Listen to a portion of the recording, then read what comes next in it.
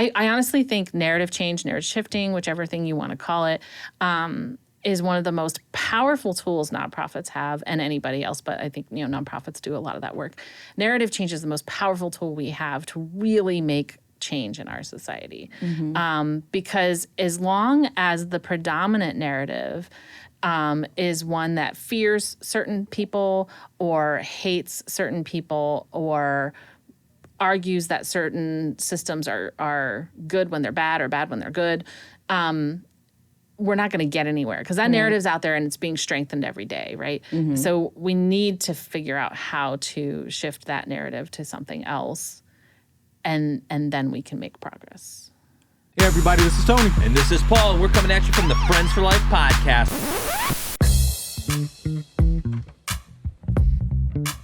Hey, I'm Tana Schiewer. I like to read books on leadership. What? Thanks. Hey everybody, I'm Paul with Friends for Life. Yeah. I have no idea what I'm doing. Hi, everyone. Welcome to the Friends for Life podcast. This is the Sarah takeover while Tony and Paul are out on the road interviewing people in all 88 counties. We're so happy you joined us today, and let's go meet our guests. So today's guest, everyone, is the fabulous Dr. Tana Schiewer. Doctor, I should have brought my mug. Oh, we should have brought our, may you have the confidence of a mediocre white man mugs, because that really makes your days start off good. I like how he's nodding. Yeah. Paul just usually he's gotten the hang of tolerating me. Where You don't have anything to worry about if you're not mediocre. Yeah, you're fine. So you shouldn't be offended. Great. It's all good. So welcome. Thank you. I'm so excited to have you. So I don't know if you want to give us a little back history or introduce yourself, if there's any wonderful things that we definitely need to know about you. There's tons of wonderful things about you, but is there something particular that you would like to just share or do an intro of some sort while I continue to chug coffee? I should have expected to say something and therefore be prepared instead of just hi, I'm here. Here I am. So I'll stumble through something, I guess. That sounds great. I don't know. Well, my name is Tana Schiewer. I'm originally from Pennsylvania, but lived in Toledo most of the time for the last 20 years. I have a bachelor's degree in music composition that I have done nothing with, but I did work my way through a whole bunch of nonprofit positions in the area. I was the first paid executive director for Food for Thought. And then I decided, nonprofits work is too stressful. I should go to grad school. That'll be a lot easier. It seems, That's logical, right? That's super logical. Yeah. Okay. So not the smartest. But then eventually, despite all that, I did get my PhD in rhetoric and writing. And then I decided academia wasn't for me. So I went back into nonprofit work. My most recent nonprofit job was with an organization called Equal Justice USA. It's racial justice and criminal justice reform. They don't like to call themselves a criminal justice reform organization because it's not quite accurate, and I agree. But they're trying to transform the justice system. I was very proud of that work there. That's why I'm kind of of everything else, I'm going to talk about this. And then also through all of that, I've done marketing consulting and content strategy and stuff like that. So kind of dabbled in a bunch of different things. So that's the work stuff. I am married. Been married for 26 years this month. Oh, have an 18-year-old son. Thank you. And a really annoying dog. Yeah. I don't know that there's any. I mean, there's probably other interesting things. I feel like we could do a whole segment on June. Yes. That's her dog. Because she is a creature like none other I've ever met before. She is the most determined, loud, obnoxious. She has survived 2 illnesses from which the vet said she will not recover. They're like, basically say goodbye to your dog. And she was like, no, there is chicken on this earth I have not eaten yet. So I am not going. And I think you'll find this amusing. So we live kind of near the zoo, and our friend Mitch, for those who are watching, works there, and he texted us in the middle of the day, and he's like, I can hear June barking. He's like, I'd recognize that bark anywhere. And I'm like, oh my gosh. How many times are people at the zoo going, where is that dog barking? Yeah. Just throw a chicken over the fence. It'll be fine. Yeah. So there could be a whole episode just on all of her shenanigans. I think it's a viable option for the future. Yes. So your PhD. So Yes. I have very famously gotten this wrong, that I had to correct myself because you introduced me to the quote by Rabbi Heschel, which is words create worlds. Yes. So I have used this in so many talks, but I used it in my TEDx Toledo talk. Yeah. And I was like, my super smart friend. I do that. I have a whole other story about that. So I was like, oh my, you must edit that out or else we will. I will never come back here.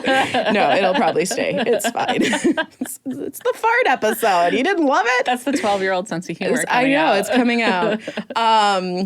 My super smart friend is what I was trying to say. But then I'm talking about how I embarrass myself in public. I was like, she has a PhD in rhetoric and words. Rhetoric and words. And then I was like, wait, that's not. And then I had to correct myself. And I think I did correct myself.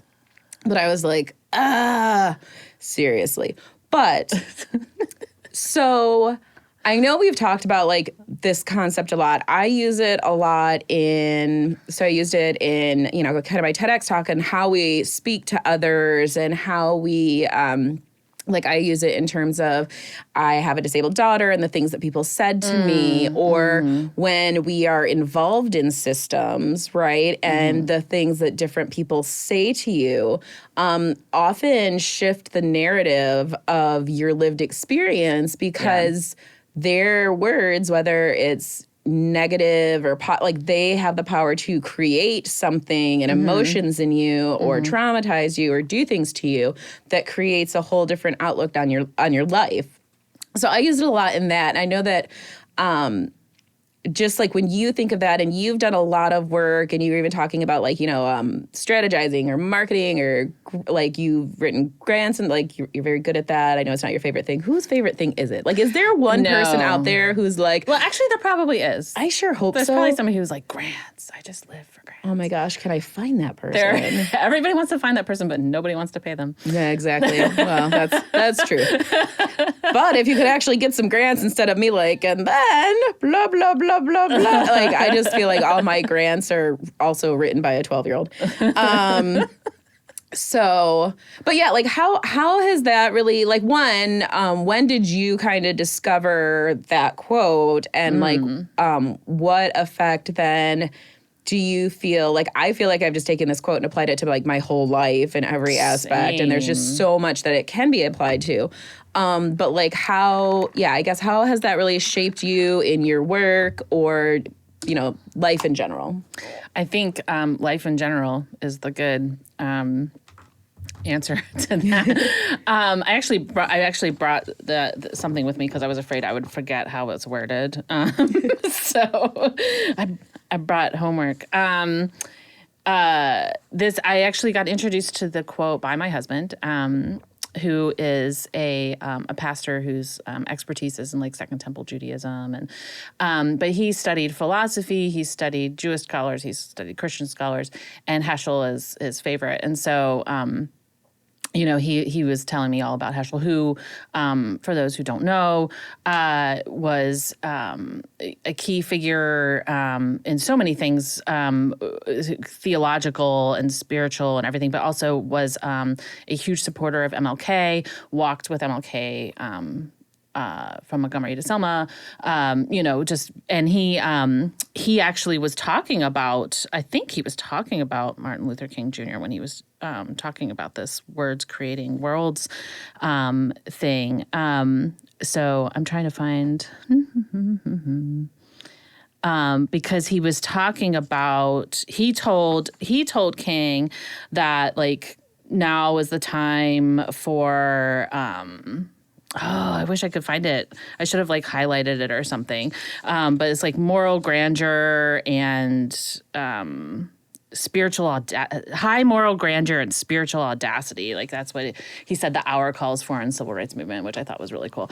But anyway, he referred to like Hitler, and he says that words create worlds. They must be used very carefully. Some words, once having been uttered, gain eternity and can never be withdrawn. And like that's kind of the thing that, really got me about that quote. Like words do create these worlds, and the reference to Hitler, like, right, like that's a huge example of how, because he says, Hitler didn't come to power with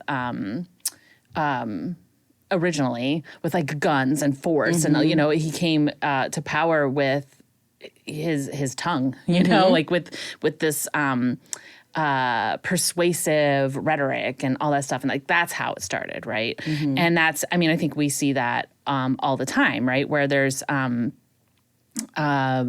rhetoric, and then that gives people the boost they need to then be like violent, to turn that rhetoric into actions, right? So for me, the words create worlds thing, I've thought about it in a million different contexts, but where it really kind of like took like, I can't think of the right words, ironically, where it really sort of like embedded itself was when I started thinking down like about my childhood and about how I had several people growing up who would just call me stupid. And it didn't matter what I did, it was just like, for small mistakes or whatever, or they just kind of assumed I was like into my teenage years, because I was very blonde, not whatever this color is now, but like I was very, very, very blonde, and I could be a little ditzy. Like I'm a very intelligent person, but I can be like for the longest time, I didn't realize like pickles were made out of cucumbers. Like, like there's just. I feel like I'm on that same page though. So like you're good. Like it just, it's like dumb little things like that you're just like, oh my gosh, I swear I'm an intelligent person. And so people would hear that kind of thing, and then I would get the like, oh, you did that, And so basically, what that did for me was it created a world for me in which Tana is stupid, right? So these words uttered over and over and over again, I almost look at it like a bubble, right? Like it's like these people are uttering these words and they're like creating this little bubble around me. And then when I look out, I see that I have to look out through the like, Tana is stupid, like... veneer. And then everything gets interpreted through that. So I would be overly sensitive to jokes. People like joke around. Like the example for the not knowing that, pickles were made out of cucumbers. Which seems like super obvious when somebody tells you. You're like, oh, yeah. I can see that. They look the same. Of course, they also kind of look like zucchini, but whatever. But... like, somebody would then be just like, Josh and you like, oh my gosh, I can't believe you didn't know that. Or you're so dumb. Like, you know what I mean? And like that, instead of it just being like a joke and ha ha ha, that was like, screw you. Like, like go away. I hate you now. We are not friends anymore. We're not friends anymore. Give me my pickles and go away. Don't make me make them myself because I wouldn't know how. Zucchini pickles sound delicious. I mean, you can pickle anything. I don't know if you've seen Portland. Is it Portlandia? Let's pickle it. Yeah, or put a bird on it. Yeah. So that's where it kind of really solidified for me, and then I got really fascinated with it, which is one of the reasons why I went to get a PhD in rhetoric. Is I was like, I want to study this power of the words. And one of the things I think is really, really fascinating, this is a little nerdy, so I apologize, but here for all the nerdy stuff. When I was in my PhD, I took this really, really fascinating semantics class. And they talked about counterfactuals, which is like, if this, then that. Like, if it was raining, then I would have brought an umbrella, kind of thing. And there was this guy named David Lewis, and I'm probably going to completely butcher this theory, so apologies to David Lewis and people who really love moral realism. But modal realism? See, I can't even remember. But he had a thing called possible worlds theory. And in this theory, like, every time you utter a counterfactual, you're creating another world, like an actual other world where this is true. So, like, if it was raining, I would have brought an umbrella. If I'd known it was raining, I would have brought an umbrella. Oh. Right? So, like, then I've just created another world where everything's the same except for I brought the umbrella. You did bring the umbrella. Yeah. So like, if I'm in world 0, then world 1 is like, oh, I have the umbrella. And then, like, maybe world 2 is like something plus that. But how do we know what world we're in?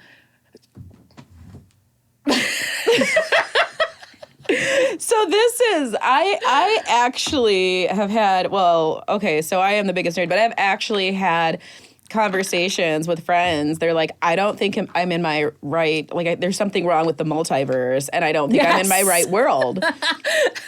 And I'm just like, well, can you pinpoint a time where you switch dimensions, right? Like, this is something. So, like, I'm very interested in all this, but I think, yeah, like, when you think about that, like, that's just a rabbit trail for sure that we can.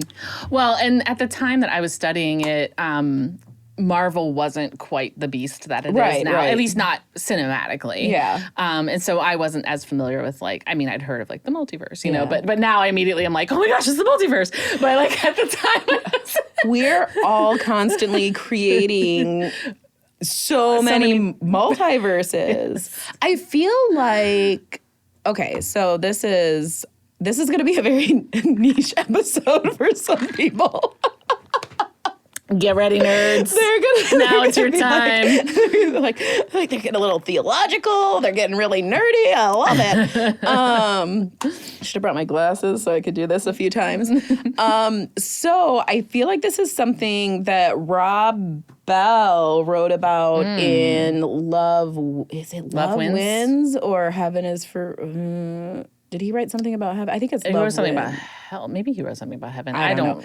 I think it's Love Wins because he talks about, like, new heaven, new earth, and then different theories that actually exist with some, like, scientific backing about different anyway, so that made me think about that too, like, because he's like, what if it's like not a new heaven and new earth, but like a different dimension. Like, so anyways, so we're going on a whole theological, philosophical, got some Rob Bell in there, got a little bit of everything. But so how have you used that? So, like, when you talk about, like, so that's kind of what spurred you to get, your PhD and to understand things a little bit more. You were already involved in a lot of nonprofits prior to that. But how did that after that kind of drive your work? Because I know we had talked about narrative change and maybe if, just like explaining a little bit more of what that is, because in my mind, until we have narrative changes around systematic issues and around living within the system or living with, in my case, a disability or living in this world, we're not going to get anywhere. Right. So how did that how do you feel like you approach things before that and then after, studying more of, like these theories and facts and syntax and did I say that right? Grammar. Words. I'm trying to use everything but words. I'm using words in place of words. But yeah, so I'm the best at words. I could have just like I could have stopped that question minutes ago, but it's fine. I'm really good at this. But I love it. I've already forgotten what the question is. Oh, about like nonprofits and like mission and changes and narrative change. That was it. Narrative change, Sorry. yes. Yep. Nope, you're good. I'm finding it. So actually, I've always been interested in narrative change without realizing like that was what it was called. I mean, it makes sense. It's like perfect It's like narrative change. Yeah, duh. But I didn't know, like, you know how, like, you don't know how to study something if you don't know what the thing is called, which, by the way, I looked at my paper. It is modal realism. So I just want to clarify that. So, like, if people were like, oh, I want to study this, like, other worlds thing, like, you know, they don't, maybe might not know it's like modal realism and go look, you know what I'm saying? So, for example, going back to my let's just talk more about how I'm stupid, about my I am stupid lens. Like, the only way for me to change that is to change that narrative, right? And create a new world where I can live. That's not one where I am stupid, right? And so that is something I didn't really fully grasp how to really get at that until I actually started working at EJUSA, because one of their big things is narrative shifting. So they started off as primarily an anti-death penalty organization. And at the time, I think it's changing a lot now. The issue was very split. Like, Democrats were anti-death penalty, Republicans were pro-death penalty. And that was kind of like the general idea, right? And they realized that they couldn't really get anywhere with anti-death penalty campaigns if they just kept, like, using, like, the Democrat talking points, right? And, like, you know, because there was a fundamental disagreement of, like, punishment, right? Like, oh, like, death is a just punishment for certain crimes was, like, the thing that was more the Republican belief, you know? And it's like you going, well, maybe it's not. Maybe we shouldn't kill people. Maybe, like, you know, and using kind of more like the Democratic talking points weren't going to bring them over and get them to repeal the death penalty in different states, right? But what could was an economic argument, you know? And so they started reaching out and finding credible messengers, right? Not just being like, oh, I'm this, like, super liberal person that you don't trust and I'm going to try to talk to you.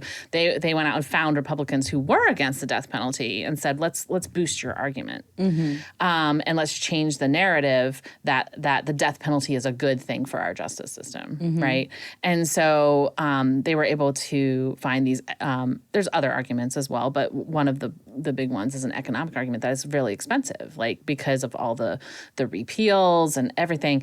And by focusing on that, they were able to get a coalition, a bipartisan coalition in lots of states to pass death penalty repeal laws.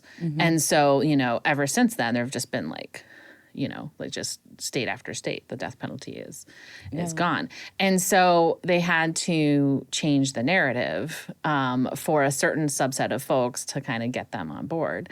And then what they're doing at a larger scale, and if anybody from EJUSA is watching or listening, I apologize if I'm not representing this well. But they're trying to change these ideas that we have out there about, like, particularly Black communities, where it's like, oh, Black communities are crime ridden, and, like, you know, and about violence and about punishment versus restoration. And so they're trying to change the narrative of what criminal justice should look like. And so if we all grow up in this society where we think this thing is a crime and it is punishable by this and people deserve that punishment, then how are we going to change? How are we going to convince anybody to change that punishment?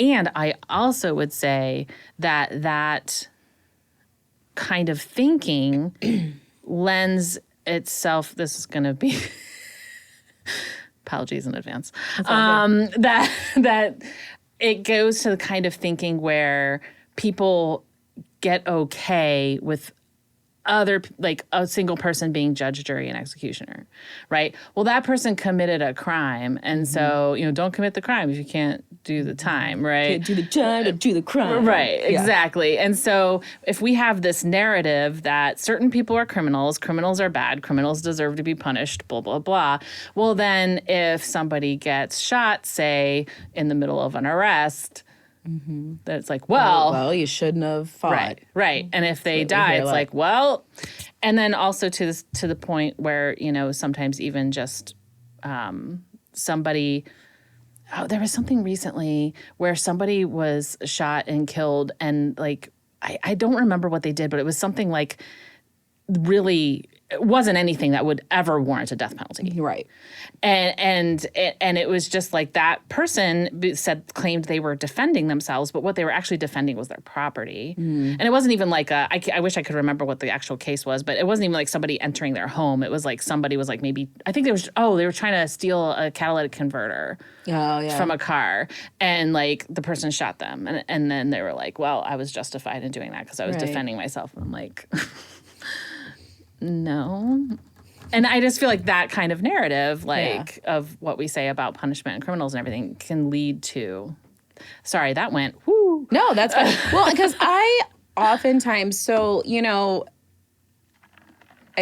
feel like I always kind of relate things back to disability, so I'm not like always trying to do that, but it's an othering, right? When we can other people, then we don't feel so bad about bad things happening to them. So it's like this, and I think that's why you see like in many of the systems that are created, a very purposeful segregation, right? Of people, like we want these people to stay over here, we want these people to stay over here, like disabled people can stay over there. And so like as we look at the way our systems are set up, currently we try to fight against that, and we say we want diversity, we want inclusion, but then also we're working within very specifically written systems that keep that otherness intact. So I think a lot of times, people always, I can get in a lot of trouble a lot of times about raging against the systems, but I also think like there are things that we can learn, and we're not tied to, all these old things. So, and that's something I really love about, and if, like I said, we can go down all the rabbit trails, but like restorative justice to me is something like I'm just so intrigued about, because I think that it's applicable in so many things other than justice, right? Like when we talk about, like trauma and healing and like what that looks like, and healing happening through relationships, through safe relationships, like there's not ever, I always got to be careful how I word this. I get accused a lot of like, oh, why would you feel bad for the person? They chose this, this was their choice or something like that. Right. But having a deeper understanding of trauma and neglect and all these things, it's not, my friend Andy says all the time, he's like, it's not an excuse, but it's an explanation. So like understanding kind of like where people came from, what happened, will there probably always just be like one random person who's like, I was perfectly typical person and decided to start murdering people today. Yeah, probably. Like I'm sure there's those outliers, right? Like it sounded like fun. But but like overall, people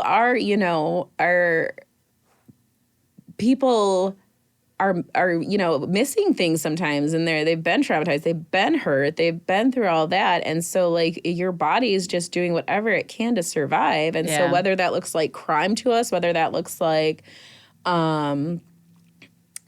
just like late, like whatever that looks like, there's probably some deep-rooted stuff behind it, and the sooner that we can recognize that, the better. But then like what happens, and so to get back to restorative justice, I told you it takes me like 10 minutes to ask a question, but to get back to restorative justice, like if we can start this early on, right? So schools are getting better about recognizing trauma, developing relationships, and then but like what does restorative justice kind of like what's the definition of that? Like, because I always have like a idea in my head, but like in your experience, like what does that mean? And so like we're talking about someone who we can use restorative justice like instead of like, punitive discipline, right? From the very beginning. And I think that we're kind of starting to get to that point where we recognize these things early on, or that's the goal. But what happens then if a person gets all the way down the road, no one's recognized it, there's never been healing, there's never been anything. What does that look like? I feel like there was like so many questions. 7 questions in that. I know. I'm sorry. This fine. is a problem I have. No, it's all right. It's okay.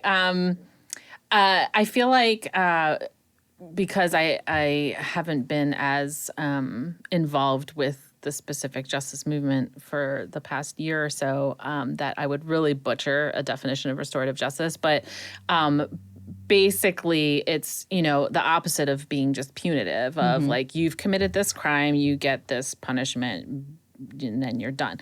There are models in other countries where it's not like the horrible prison cell where you're probably, you know, abused by guards and stuff like that we have here in the U.S. There's all these other models where people are treated better and they're rehabilitated, right? So it's like they get education, or they're not just like, here's your punishment, take your punishment for 10 years, and then, oh, now we're going to let you back out into society, but we're not going to hire you for any jobs because you have a record. You can't vote. You can't vote. You can't, you know what I mean? Like, it's just like, all basically like. So it's not do your time and get out. You're actually paying for the entirety of your life. The entirety of your life. And that's the interesting thing to me, is because people say like, well, don't do the crime, do the time. Do my time. Well, people do their time, and then they you know, do more than that. You know, and then we were like, see, they returned to a life of crime. It's like, well, what options did you give them? You know, like, you know. But one example of restorative justice that I thought was really powerful was there's a coalition of murder victims' family members. I always have to like figure out which words go in which direction there. That say the death penalty is not for us. It does not help us. It does not give us closure. It does not make things better. And because lots of people will say that, right? Like justice for the, you know, and these murder victim family members are like, no. And I'm one of them. My uncle was murdered, and I didn't want that guy to, you know, die. I didn't want him to be executed. And he wasn't.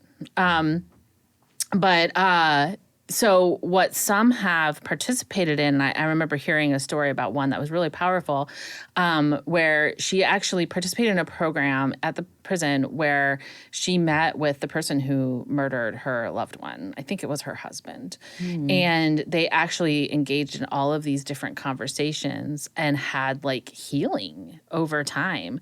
And I know that sounds ridiculous to some people. Like, why would I want to go talk with my loved one's murderer, you know? But it actually provided the closure that she was looking for. And so that's one example of restorative justice. But really, what it comes down to is what you were saying about the trauma, right? Like recognizing that everybody has experienced trauma, and how is adding more trauma going to solve the problem? That's the thing that it really logically doesn't make any sense, you know? Right. So I can't remember what your other questions were. I don't even know what they were. I just babble half the time. I think there was a really interesting article, and this was years ago, but from Rwanda and the things, like you think like Hotel Rwanda, the big civil war, Tutsi genocide. I'm not going to get the names right. Yeah. But where this woman actually became very close with the man who killed her son and husband. And I think I saw that. He like took over the role of providing for her and helping her and supporting her, because he's like, I took her supports away from her and now I'm going to. And so this whole idea of, God, are we even capable of wrapping our head around that? But I think it's so important too. And like I said, like I always kind of take it back. But, you know, there's so many people with mental health issues, with disabilities stuck inside the prison system because they were never able to get the help they needed. And so I think that's always really interesting too to me when we can't always make the argument like jails just house criminals, right? Because a lot of times they don't, because a lot of times our systems are overwhelmed and then they just kind of like fall through the cracks. And especially now, like we're going through like this huge staffing, finding staff to help support people with disabilities is ridiculous, and it's impossible. And there's actually studies out there that are taking place. Like, if we can't do this, this is what it's going to do to your prison system. This is what it's going to do to your hospital system. You know, like, and so like there's just going to be this, you know, like we're here for a reason. So I always am very interested, and I feel like when people are oftentimes like, oh, that doesn't really, apply to us or this or that. Like, I feel like this applies to everyone, and it's something that people should care a lot about, and not necessarily like, oh, we want to give everyone a free pass, you snowflake, you. But more like, no, this affects everyone, and we could, there are models out there that could do better. And so I'm always really interested in that too, like from a trauma lens, and then from like just even a disability rights lens. It's a huge issue. Yeah. That I think is always worthy of people's attention. Well, I think that what you were saying, you just said something to the effect of like, they did this themselves, like they're like, whatever. That is such a fascinating mindset to me, especially when it comes from people who are just like dripping in privilege, right? Like, even if you don't want to count like the average middle class person as being privileged, which they are.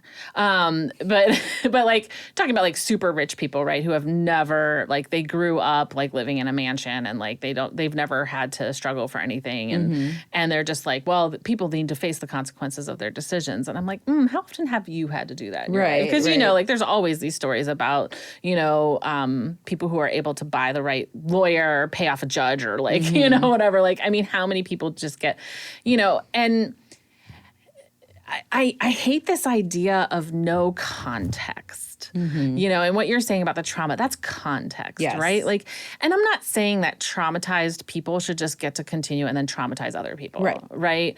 But I do think every traumatized person is deserving of help, of some kind of restoration. Now, the one thing I would say is that restoration does not always have to come at the hand from the person they traumatized. So like that restoration example with the woman who was willing to meet with her husband's killer and everything, like that's amazing. And I've often sat and thought, would I do that?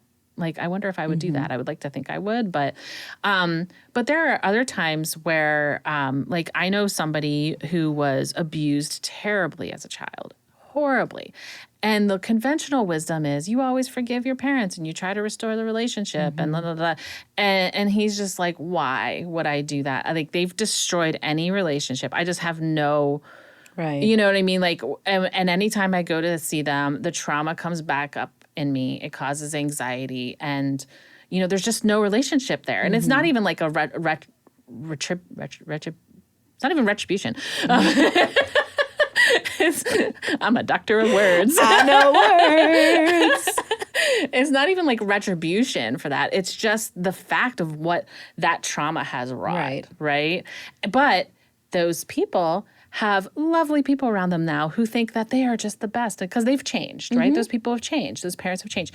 And they have these people who are just like, oh, you're the best. And so they're getting that restoration. Right. It's just not from the person that caused. Right. You know what I'm saying? Right. So I think that's kind of the tricky part too, is that it's not always the person who is caused. But I had a point. I don't remember what it was.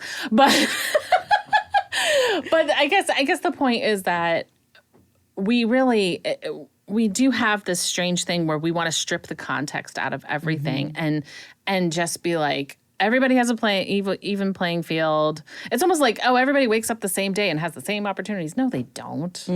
No, they don't. And it's this, we're not going to recognize trauma in people who commit crimes. We're not going to recognize the historical trauma of racism in this country or homophobia or sexism, misogyny, like, or ableism, and it's this strange thing where you just want to like kind of strip all that context out of everything. And to bring it back to narrative change, it is this strange narrative that we have in this country, I think, where it's just like, everything's equal. Everybody has the same exact opportunities, and everybody would be fine if they would just follow these rules, right? And just do these things. Why can't they just do these things? Then everything would be fine, and it just doesn't work like that. Yeah. No, I definitely think, and going back to your point, because I think that this is, something that we put on people a lot, the responsibility of the victim or survivor to then validate or be responsible in the healing of the perpetrator or oppressor. Right. And I think that that's oftentimes very misguided. Like, well, if you would have just, maybe engaged more in conversation with them, or if you would have tried this, if you would have tried that. And like, it's not that person's responsibility. Yeah. But I feel like there's other people, again, like you said, the other people that can come alongside that weren't wounded by that. And maybe the person wounded can engage in that, but that is like the exception, not the rule. Right. Right. So, because I think too, like a lot of times my colleague Sarah Buffy, who was on the podcast, she talks about trauma and she's like, it affects you, but it's not about you. But to understand that and to recognize like what this person is spewing has nothing to do with me, but it affects me negatively. That gives people a little bit more freedom. And that for me was a huge narrative change. Yeah. Something that allowed me to be like, oh, wait, yeah, this is affecting me, but it has nothing to do with me. Yeah. And to understand that. And so to me, that was always like very helpful and something that, helped switch that. Okay, this is affecting me, but it's not about me. Cool. See, that's interesting because what you just touched on made me think. I've had this conversation with my husband multiple times where I said, I feel like an unreliable narrator. Could you say that again? Could you say it again? I'm having trouble hearing you. Siri, what I was saying. Please. Okay, I think we're good. Oh, man, I was going to be so profound. I'm so sorry. I'm just kidding. Let me just pop back real quick to what you were saying about the restoration not having to come from the people who were harmed. I think that's where our justice system would have a real opportunity is because they could restore somebody and it wouldn't have to be on the, on who was harmed. But we don't do that. We just punish. But anyway, so I've had multiple conversations with my husband where I've said, I feel like I am an unreliable narrator in my own story. And the reason for that is gaslighting. Right. And what gaslighting is an effort to control the narrative, right? So, this thing happened and the gaslighter says, well, that's not what happened. No, you must be mistaken, or I know you're feeling badly about that, but your feelings, are lying to you, what the actual reality is. And let me just tell you, having grown up in the church, like that was a really big thing. Like your feelings are lying to you. Like can't trust those emotions. Right. And so throughout my life, I've had, as I imagine lots of women have, especially my age, I think there's like several of us my age that are kind of over the last like 5 to 10 years have been like, wait a minute, this is all wrong, because it was just this constant feed of, the boys will be boys kind of stuff, and the, why are you being so hysterical? Like all of these things are basically like your feelings are invalid and your body does not belong to you. And that, men are justified in anything they do, basically.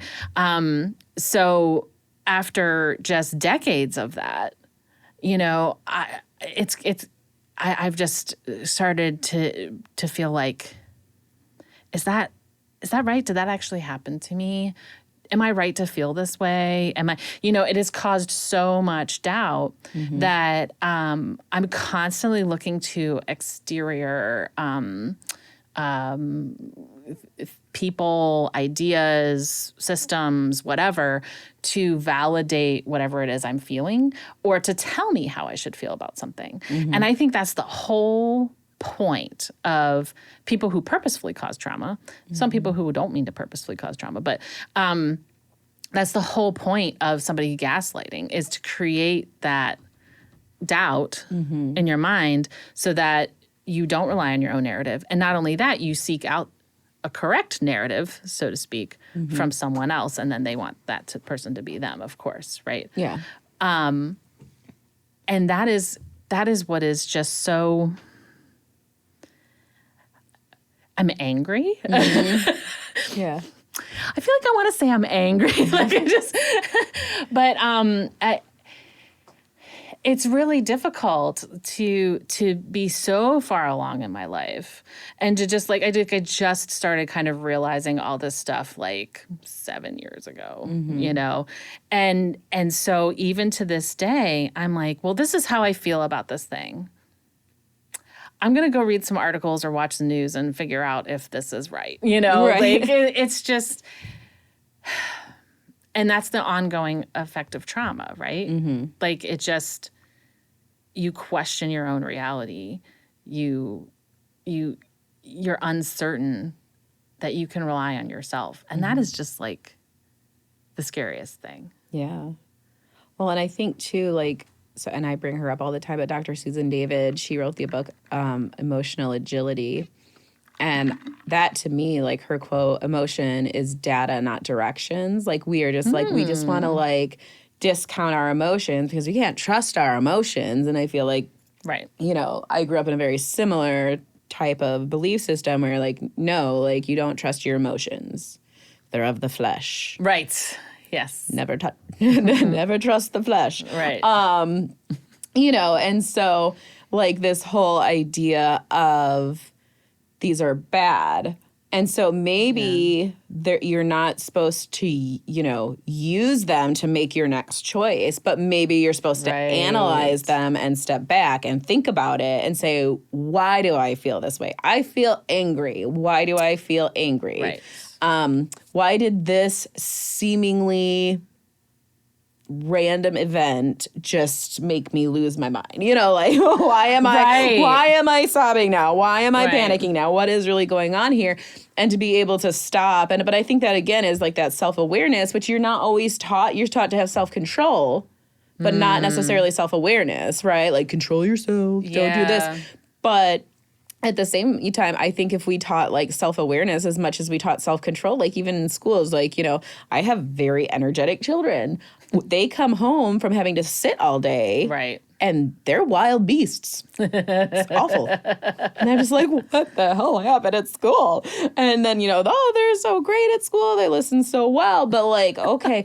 But can we, you know, like, can we have more conversations? Like if someone's tap, oh, you need to have self-control. Right. Instead of saying, I noticed you're tapping a lot or you're very fidgety. Can you tell me what's going on in your body or like why you feel, you know, like have conversations about it. And then maybe we don't have the stigma against different ways of being. Right. As much like that. So I think that that's definitely learning to trust yourself. And I feel like Glennon Doyle talks about this a lot in her book Untamed, about, you know, instead of like looking outward for the answers, like being able to look inward for the answers.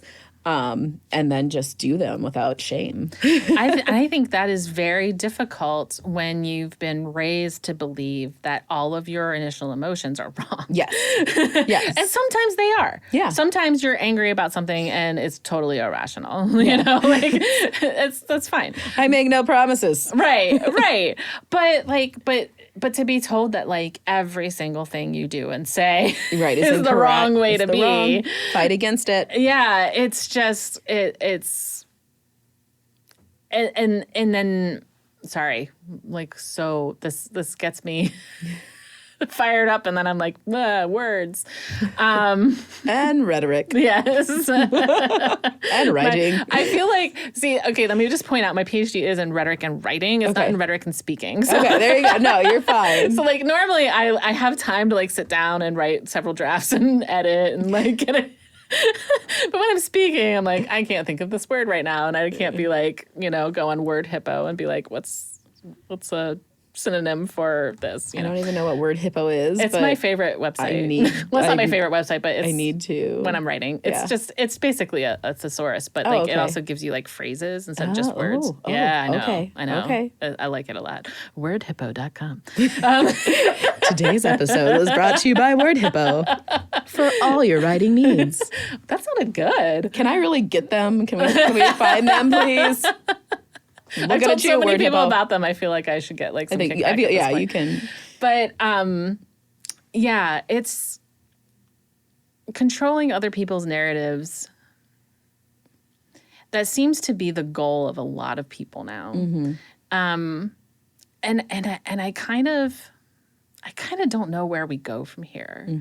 Part of me, I wrote an essay on Medium in 2017 about like the words create worlds thing.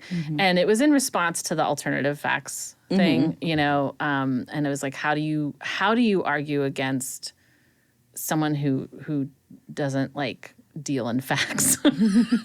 Like, how do you, Right. This is a thing. right. And also how do we move beyond this world that is just so homophobic and racist and misogynist and ableist and like, all the ists, like, The ist list. The ist list. There's just so much hatred and fear and, Right. All that stuff. And it's like, how do you move past that? And at the time I said, well, we build positive worlds, and I was very optimistic. And now it's like, 5 years later and I'm like, it feels so much worse now. It's just going worse. Right. And so like, honestly, there's just times that I just want to curl up in a ball and just ignore what's happening in the world and just, but I can't. Like, I mean, I do some days, but like, I also like, I keep coming back to like, I can't just let it go. And so I feel like the only way that we can help people get out of these like little prisons of narratives that they've been trapped in, either by themselves or by other people or a combination of the two, is by changing the narrative. And if I think people need us to fight to change the narrative if they don't have the ability to fight themselves. Yeah. I'm not trying to get all like superhero complex on it. But I think there are people who can't, like children, for example, who don't have the capacity to do that, or just maybe any individual at any point in time might just be so consumed by their trauma that they, or they don't have the language. Like for the longest time, I didn't have the language to be able to fight back against some negative messaging and be like, this feels wrong. I can't articulate why, but it feels wrong. And then like 10 years later, I'm like, that's why it's wrong, because I finally have the language. And so for those of us who have the language, I think that we need to be out there and we need to be changing that narrative. And that I honestly think narrative change, narrative shifting, whichever thing you want to call it, is one of the most powerful tools nonprofits have, and anybody else, but I think nonprofits do a lot of that work. Narrative change is the most powerful tool we have to really make change in our society.